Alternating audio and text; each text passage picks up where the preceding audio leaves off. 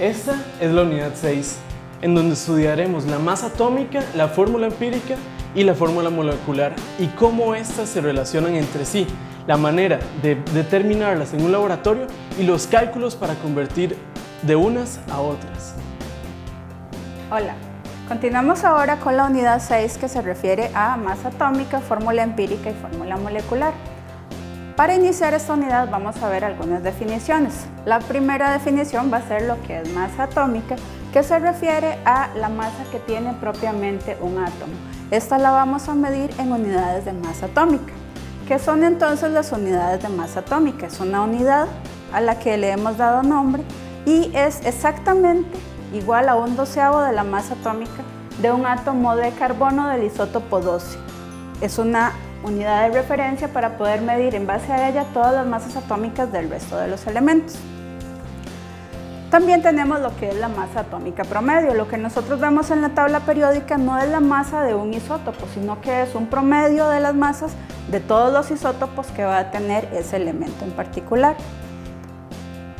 Para ello, entonces, cada elemento tiene su Z y va a tener en la tabla periódica abajo la masa atómica promedio. Vamos a aprender a calcular la masa atómica promedio. Esta se calcula, como mencionamos, tomando en cuenta las abundancias isotópicas. Lo que vemos acá son los porcentajes que hay en la naturaleza de cada uno de estos dos isótopos. Tomamos esas abundancias isotópicas y con la masa atómica de cada uno de ellos y la fracción molar, que es el porcentaje dividido entre 100, vamos a poder obtener la masa atómica promedio. Aplicamos entonces la masa atómica de cada uno y su abundancia isotópica según esta fórmula. Vamos a hacer este ejercicio, que es este mismo que hemos estado hablando. Entonces aplicamos la fórmula en la cual vamos a tener la abundancia isotópica del isótopo 12 dividida entre 100 más la abundancia isotópica del isótopo de carbono 13 dividido entre 100 y cada uno multiplicado por sus respectivas masas atómicas.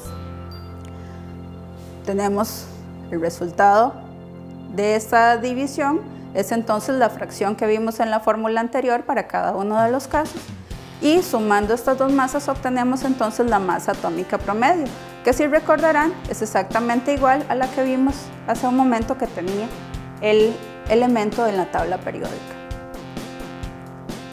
Otras definiciones importantes para esta unidad va a ser la definición de mol, que es la cantidad de sustancia, la habíamos visto en la unidad 1.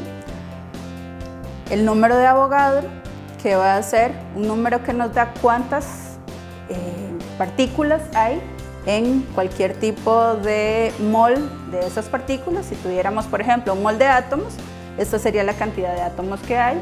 Si tuviéramos un mol de electrones, esta sería la cantidad de electrones que hay. Si tuviéramos un mol de iones, así mismo, con cada una de las posibles partículas.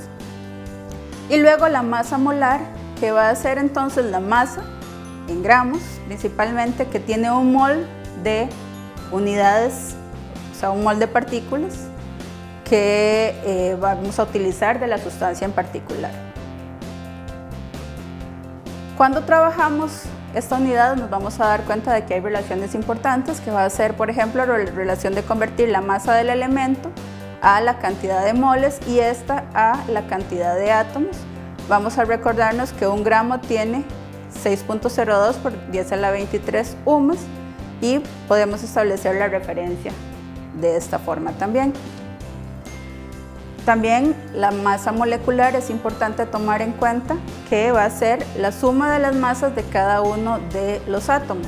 ¿Qué significa eso? Si por ejemplo tenemos agua que tiene 2 hidrógenos y un oxígeno, la masa molecular va a ser la multiplicación de la cantidad de átomos de hidrógeno por la masa del hidrógeno, más, acá no se ve ningún número porque es 1 multiplicado por la masa atómica del oxígeno y eso nos va a dar entonces la masa. Puede ser en UMAS, si vamos a trabajar con la molécula directamente, o si trabajamos con moles podría ser esto mismo, la masa molar de la molécula. Otro concepto importante va a ser la composición porcentual que va a tener un elemento dentro de un compuesto, lo vamos a denotar por la cantidad de átomos multiplicado por la masa molar y dividido entre la masa molar total. Estas masas también las podemos hacer con masa atómica, cualquiera de las dos.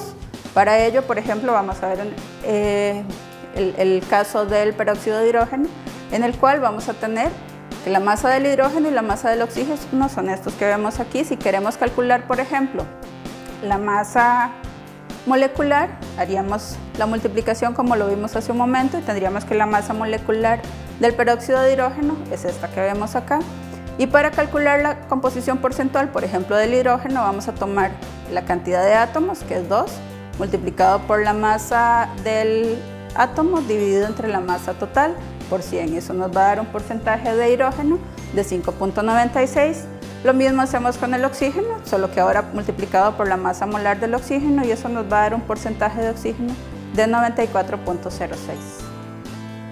Continuando, vamos a ver ahora lo que es fórmulas empíricas y fórmulas moleculares.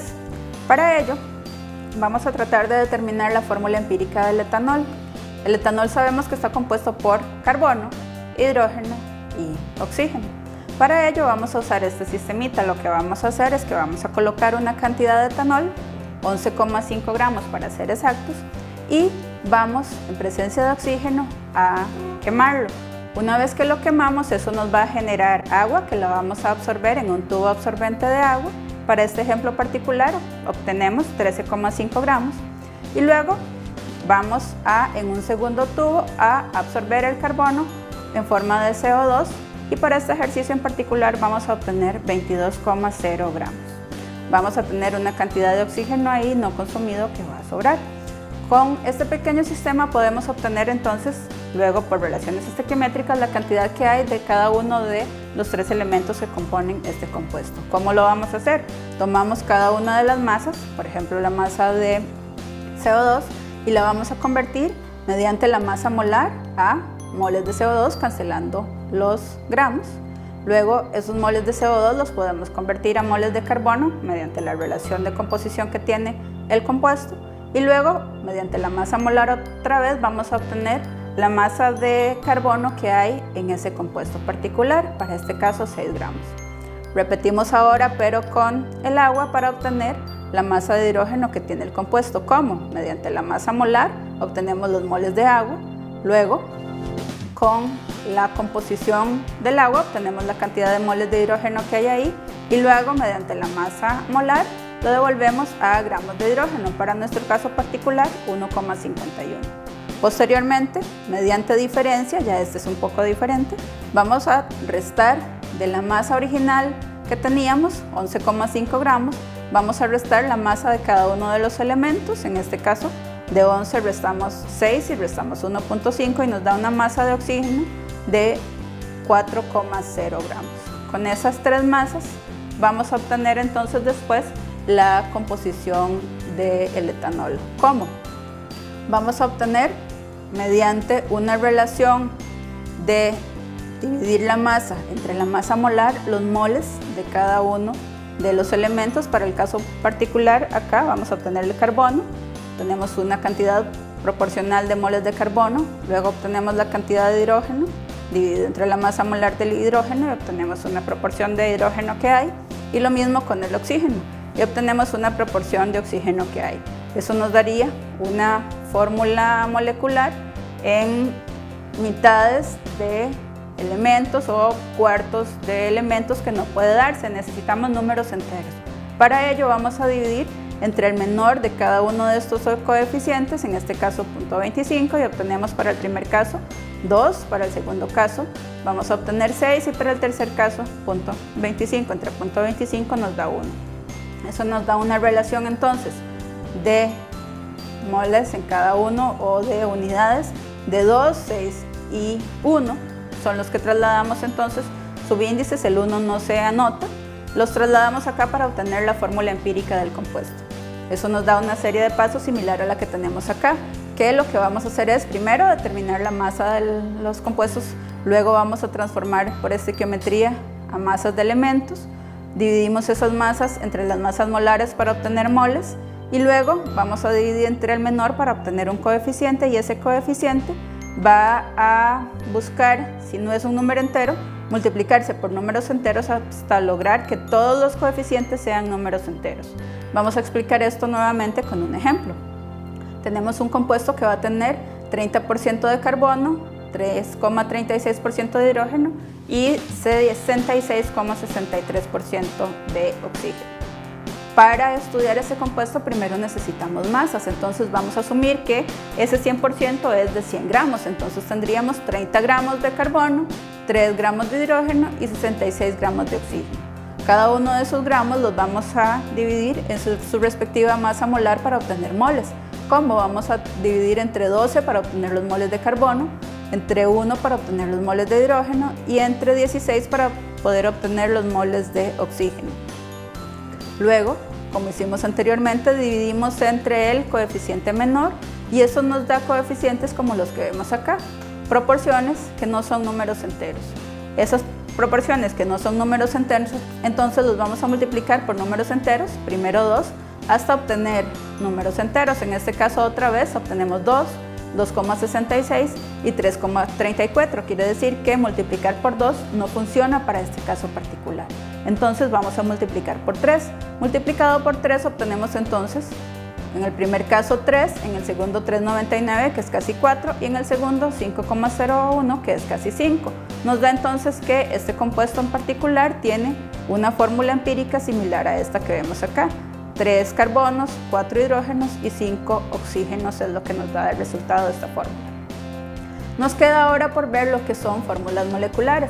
Lo vamos a hacer mediante un ejemplo en el cual vamos a tener un compuesto que tiene unos 52 gramos de nitrógeno y 3,47 de oxígeno y sabemos que este compuesto tiene una masa molar entre 90 y 95.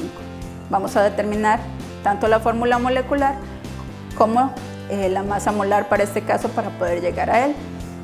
¿Cómo lo hacemos? Vamos a tomar cada una de las masas, como vimos ahora, y lo dividimos entre la masa molar para obtener moles de cada uno de los elementos, entre 14 para obtener nitrógeno, 3,47 entre 16 para obtener oxígeno. Igual que en el caso anterior, dividimos entre el menor, en este caso, 0.108, y nos da una relación de 1 para el primer caso y 2 para el segundo, una fórmula empírica de NO2. Esta fórmula empírica, para poder entonces determinar la fórmula molecular, lo que hacemos es tomar la fórmula empírica y determinar la masa molar de la fórmula empírica. ¿Cómo? Multiplicamos la masa de cada uno de los elementos multiplicado por la cantidad que hay, 2 para el oxígeno y 1 para el nitrógeno. Eso nos da entonces, para el caso particular, una masa de 46,01.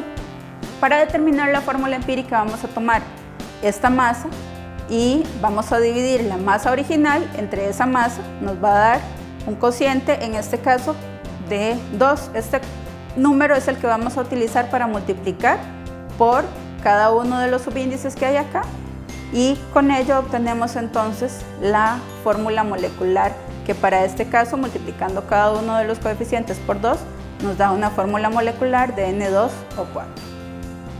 El proceso general sería entonces determinar la fórmula empírica, luego de ello determinar la masa molar de la fórmula empírica, el tercer paso ver si coinciden, si no coincidieran entonces tenemos que determinar un coeficiente por el cual multiplicar. Ese coeficiente surge de tener la masa molar real entre la masa molar de la fórmula empírica y luego se multiplica el coeficiente por los subíndices que determinamos con la fórmula empírica y con ello obtenemos la fórmula molecular.